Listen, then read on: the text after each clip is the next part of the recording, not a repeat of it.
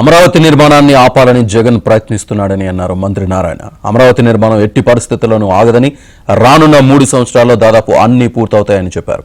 తిరుపతి జిల్లా Ramapuram dumping yard వద్ద ఉన్న లెగసీ వేస్ట్ ప్లాంట్ను నారాయణ పరిశీలించారు. జగన్ పాలనలో 10 లక్షల కోట్ల రూపాయల అప్పులతో పాటు 85 లక్షల టన్నుల చెత్తను వదిలి వెళ్లాడని విమర్శించారు.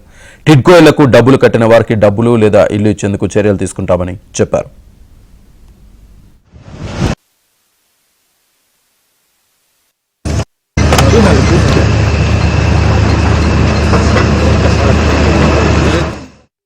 రూరల్లో ఎమ్మెల్యేలు కూడా వచ్చి ముఖ్యమంత్రి గారు అడిగితే ప్రతి రూరల్ ఎమ్మెల్యే కూడా ఒకటి ఇస్తామని ప్రామిస్ చేశారు. అవి టెండర్లు అయిపోయినాయి, వర్క్ జరుగుతుంది. 90 రోజుల్లో 70 అన్నా క్యాంటీన్స్ కొత్తవి రూరల్లో కూడా వస్తున్నాయి. అది అయిన తర్వాత టెండర్ స్టార్ట్ చేసాం. ఎంతో వేగవంతంగా జరుగుతుంది. ఖచ్చితంగా 3 ఏళ్లలో ఈ రాష్ట్రానికి ఇవ్వడం జరుగుతుంది. ఒక మంచి ఆర్థిక రాజధాని అవుతుంది. అది చూసి వారవలేకే వాళ్ళకి కావాలని అమరావతి మీద బురద చల్లాలనే ఉద్దేశంతో ఆ విధంగా స్త్రీలని అగౌరవపరిచి చేశారు. దానికి తగ్గట్టుగా రాష్ట్రంలో ప్రజలందరూ యాక్చువల్గా తిరగబడ్డారు.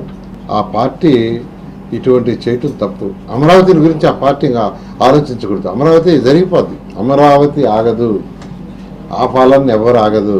దానికి సీఎం గారు ఫైనాన్షియల్ ప్లానింగ్ కూడా చక్కగా చేశారు, కేంద్రంతో కూడా మాట్లాడి. కాబట్టి ఇప్పుడుగానే వైసీపీ నాయకులకు చెప్తున్నాను, అమరావతి జోలికి వస్తే ఇప్పుడు ఎలా జరిగిందో అలా జరుగుతుంది. ప్రభుత్వం మారటం వల్ల గత ప్రభుత్వం 3 ముక్కలు ఆటాడి ఎక్కడా రాజధాని లేకుండా చేసింది. అయితే ప్రజలు దానికి తగ్గట్టుగానే 11 సీట్లతో వాళ్ళకి పరిమితం చేశారు. ప్రజలు అమాయకులు కాదండి, అన్నీ అబ్జర్వ్ చేస్తుంటారు. ఈ 204 కాకుండా మరొక 70